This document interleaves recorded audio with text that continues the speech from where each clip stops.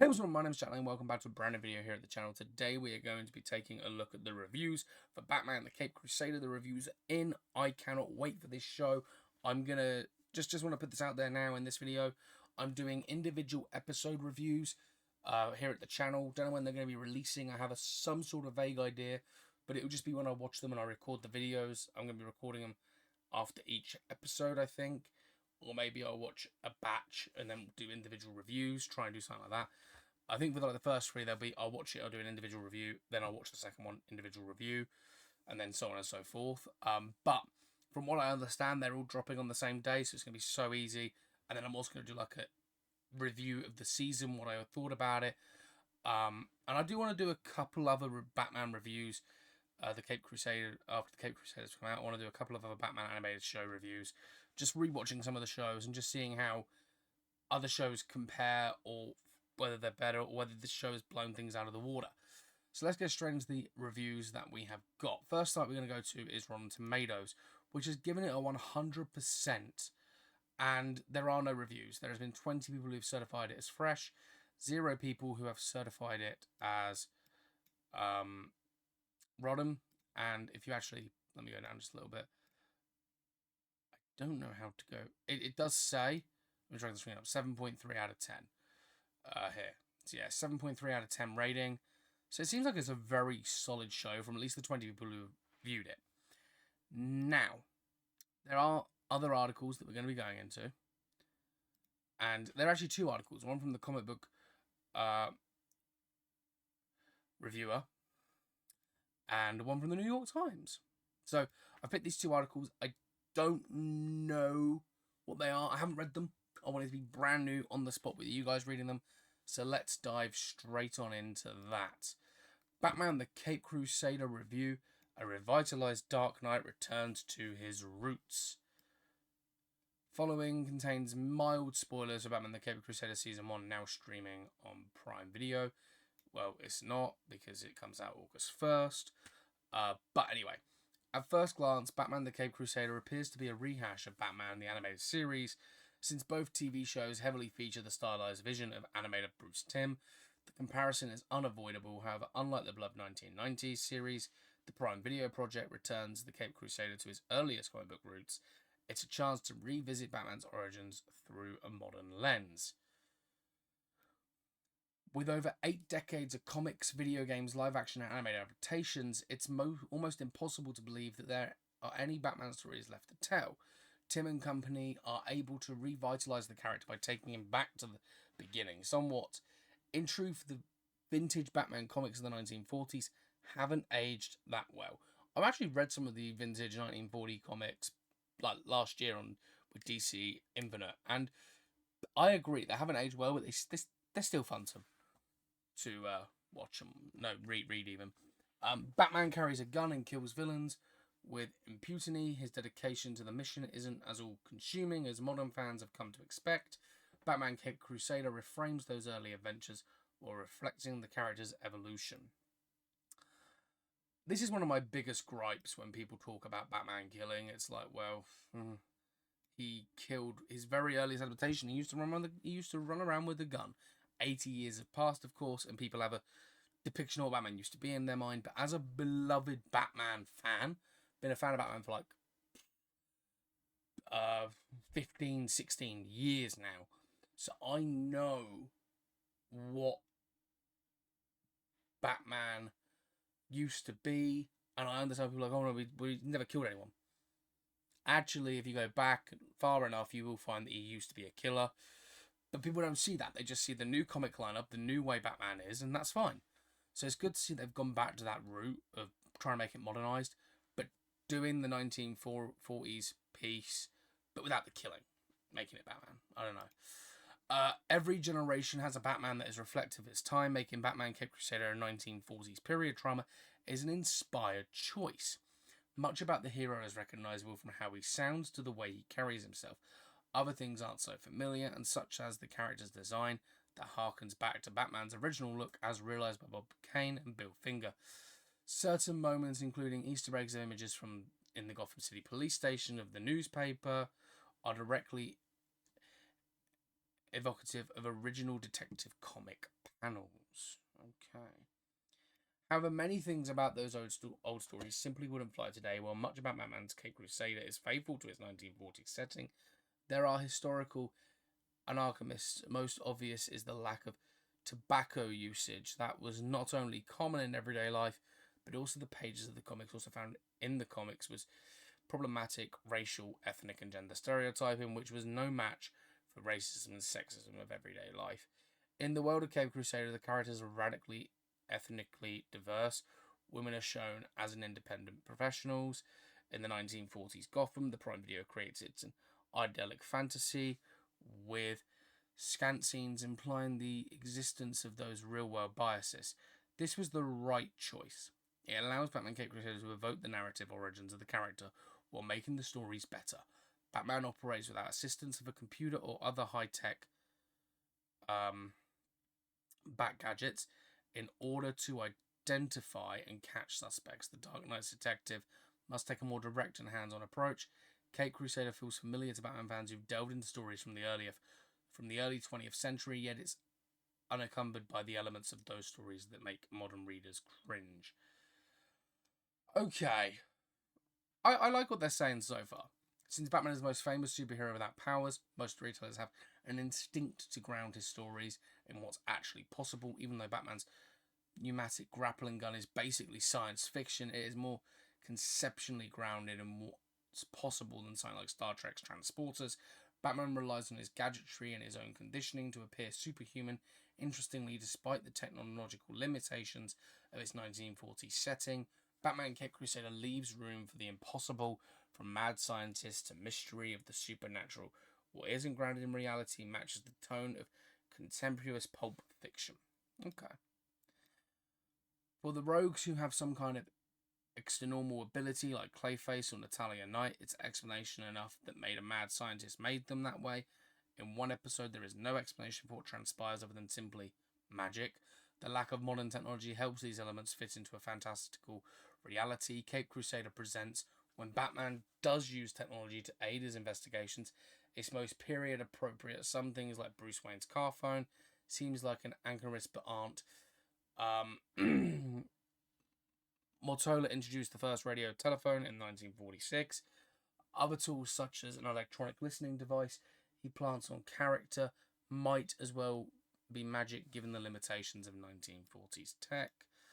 The combination of the Batman Cape Crusader's time period and its extravagant reality gives audiences a Dark Knight who doesn't have all the answers. In one episode, he turns to a DC character more familiar to the fans, Vertigo's Hellblazer series, than Batman comics for help, because he simply doesn't understand magic. In another episode, a rogue has seemingly magical power gained from vague, unexperimental treatments to treat an equally vague disorder with access to a Batcomputer or Bruce Wayne's companies. The modern Batman could likely treat or counteract these threats. Since neither of these things exist in Cape Crusader, Batman has to improvise, and at times he gets it wrong. Batman Cape Crusader highlights investigation and intimidation. Batman is the Dark Knight detective once again. While fun times, the downside of science fiction technology is that it has done much of Batman's investigating for him. The modern Batman can run a fingerprint on the computer and use GPS to track the suspect once identified. Batman Cape Crusader allows for no such luxuries.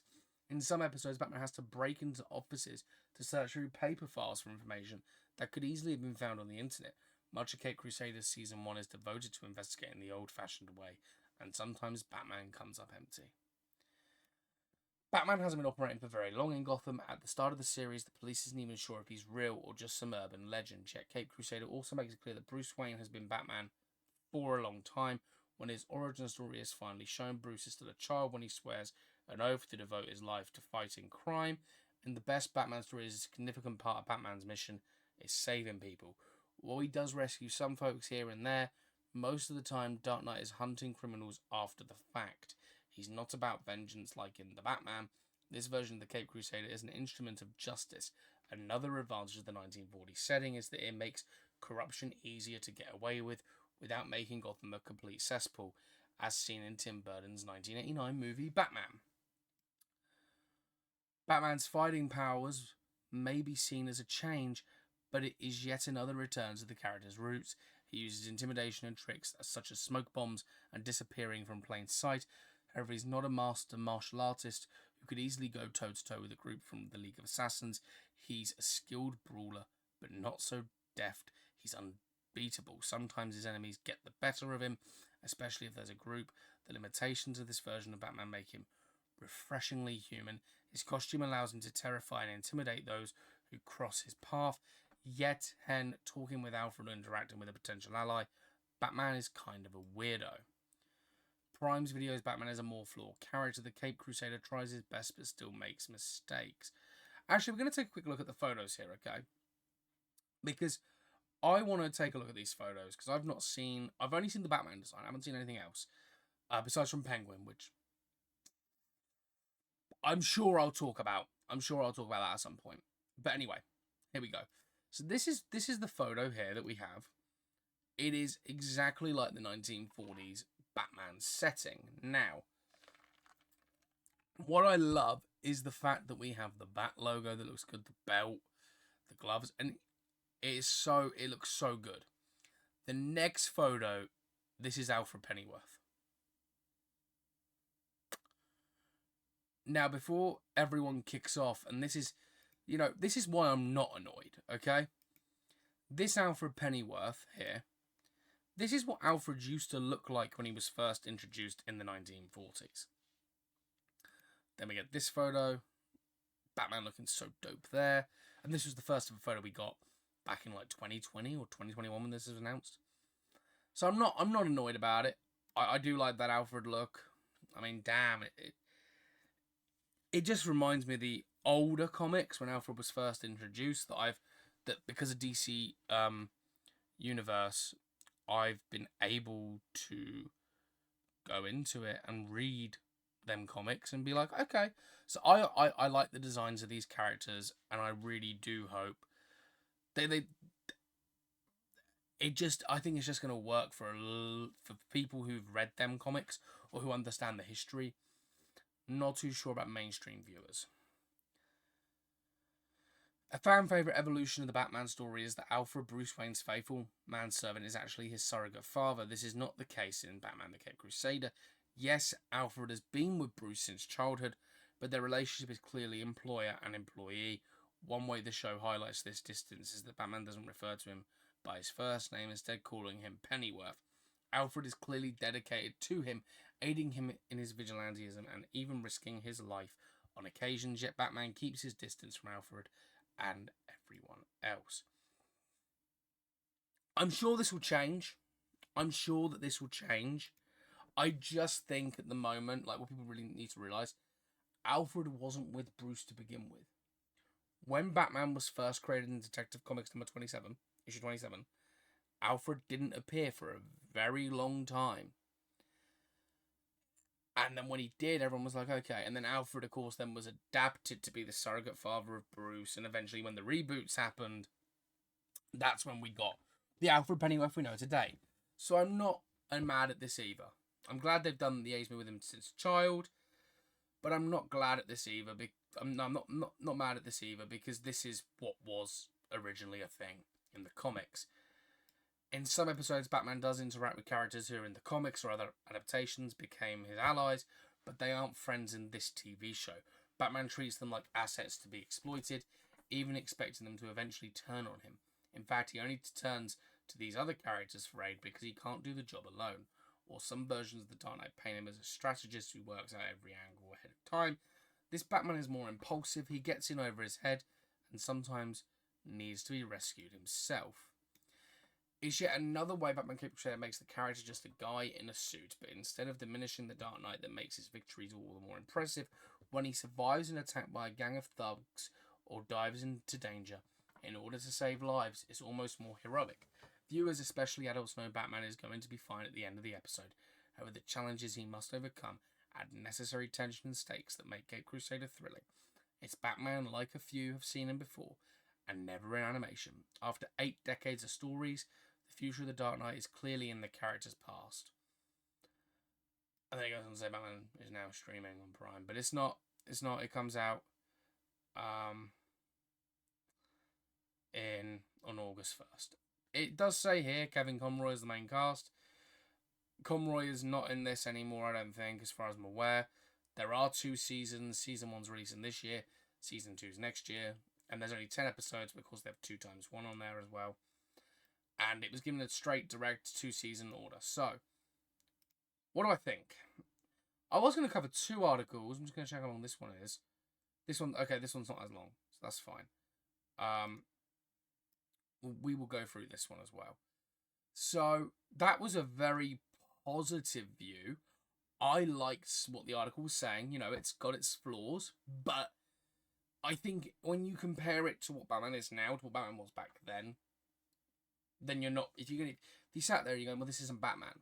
It is Batman of that time period, and clearly they want to start retelling some of the older stories. Now Batman is 80 plus years. Actually, Batman's 85 years this year. So maybe that's why they've come around and gone, okay, we're going to do this. Because it's been 85 years since this version of Batman was on in the limelight. So, okay, here we go. This is the New York Times article. A new Batman is less a dark knight than a weird and creepy one.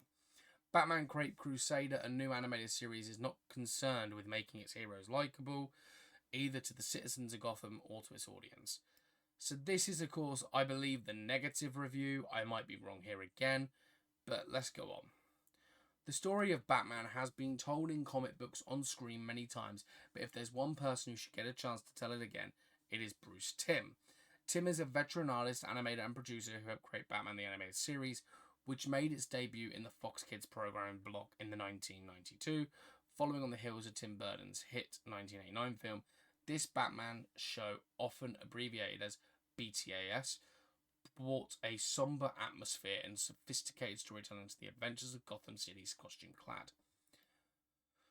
The show dove deep into the colourful rogues gallery of its title hero and helped stoke the flames of Bat fandom. When the movie franchise started to run aground, there were more than 100 episodes in its initial Fox Kids run and further installments titled The New Batman Adventures that ran on Kids WB. So a few years ago, when Tim was asked if he would like to develop a new Batman animated series that would rekindle the spirit that veterinated the foundational show, he knew exactly how he felt.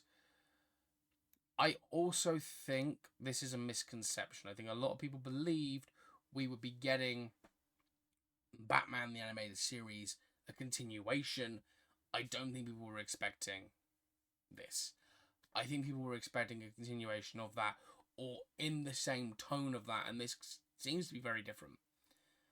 Anyway, I went, not really, Tim said in a recent video. I was terrified of it. People love the old show so much that I didn't want to mess with it. You know, it's not 1992 again.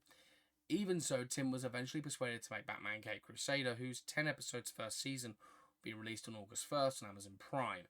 This was killed, remember. This show was killed by HBO. HBO Max decided they did not want to pursue this show, and they killed it off, and Amazon were like, hold up, we'll take it for 2 seasons, and we'll see what it can do. So Amazon is to thank for this to be continued. It was something, when it was announced, I was really excited for. They also announced a Superman show at the same time, animated show, but I don't know where that went, or whatever happened to that. There was no news after that, of that show, as far as I'm aware. But maybe this will kickstart that, and maybe they'll be like, okay, this did really well. Let's give that a season, and let's see how well that does. Caped Crusader takes place. Takes Batman back to its roots as a Depression-age pulp hero. The series is set in an unspecific era meant to look like the 1930s and 40s. No cell phones or back computers. When the troubled siege and Bruce Wayne has barely begun his war on crime. I like that. I like that they're doing it without tech. But he does have tech here, as you can see. He has like maps and things on the screen, but it's not techie tech like he does in other shows, is it? As Batman, he contends with revamped periodic specific incarnations of classic villains like Catwoman, Two-Face, and the Penguin. This one here has caused a lot of controversy, and I will be talking about it probably tomorrow or today. I don't know when the video will be out. as well as Gotham Police Department plagued with corruption. For Tim, Cape Crusader has allowed him to hew even closer to his original plans for BTAS, unhindered by the content restrictions the studios and networks put on children's television. They can tell a much darker story now because of the fact that they're on streaming. We don't have to worry about selling toys as much. He said we don't have to worry about 7 to 11-year-olds being traumatized by it. Looking back at some of the original ideas for BTAS, Tim said he was hoping its protagonist would more closely resemble the fiction magazine heroes that had, in turn, inspired Batman, like the Shadow and Doc Savage. The thing that those guys all had in common was they were all very remote. None of them wore their heart on their sleeve, Tim said. They cared about people just as Batman does, but they didn't necessarily show it emotionally. They didn't crack jokes, they weren't hugging their teammates. Tim said he felt he couldn't fully realise this on BTAS, which was designed with youthful viewers in mind, and where Batman still had chummy relationships with allies like his sidekick Robin and his faithful butler Alfred. Even so, BTAS made a lasting impression on its target audience, and on many much older viewers. Ed Berker, the comics author and screenwriter, is an executive producer of Cape Crusader and the head writer of its first season. He recalled being in his mid-20s when he saw Batman the Animated Series episode Dreams in Darkness. In that installment, Batman underwent the influence of Scarecrow's fear toxin, has a frightful vision of his parents' murders. He has hallucination of his parents walking into a tunnel, Burback said, and then the tunnel turns into a gun barrel and then the blood starts pouring out of it. Berker added that he was probably high when he watched it and thought, kids are going to have nightmares, but it was so good, he said. And at the time, I was dismissive of superheroes. It made me go, there's some stuff you could still do. The success of BTAS allowed Tim and some colleagues to build an expansive cartoon universe around DC's comic book heroes, including shows like Superman the Animated Series, Batman Beyond, Justice League Unlimited, as well as several films.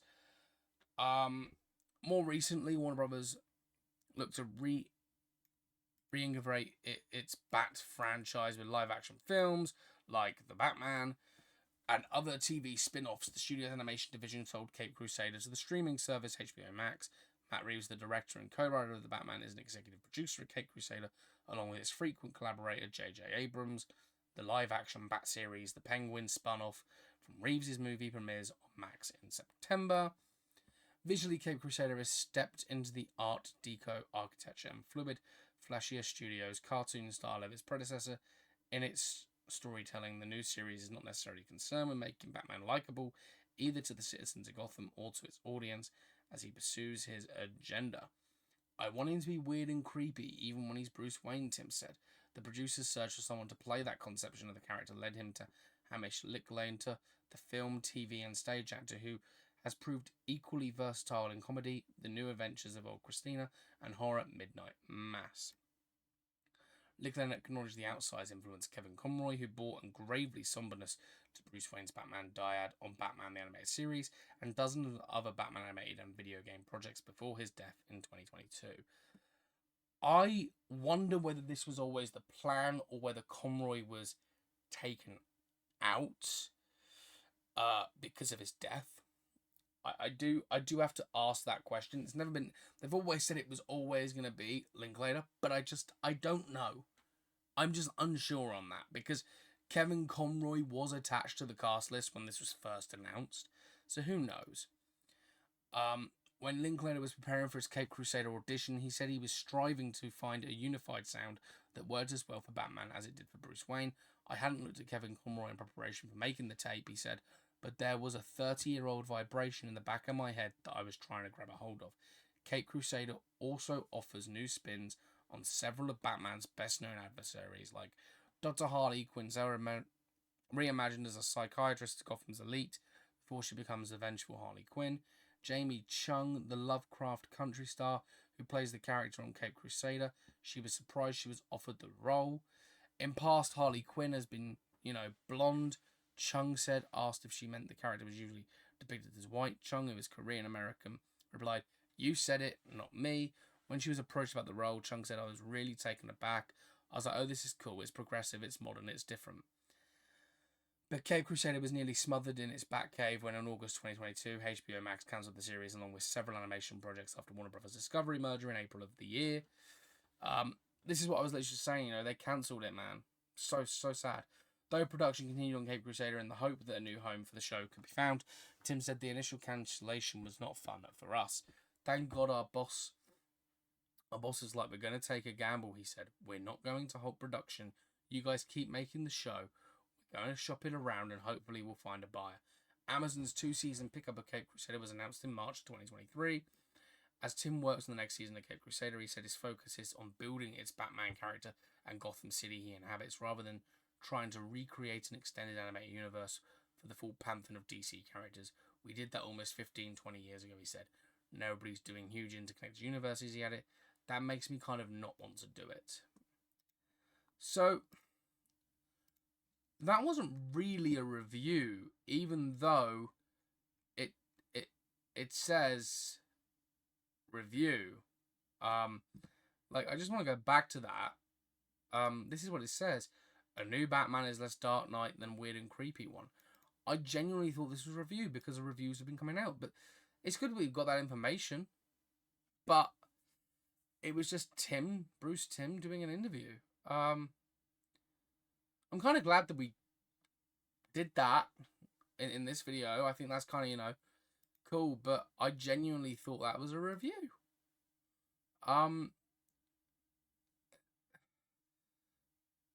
Shocks me a little bit, but okay.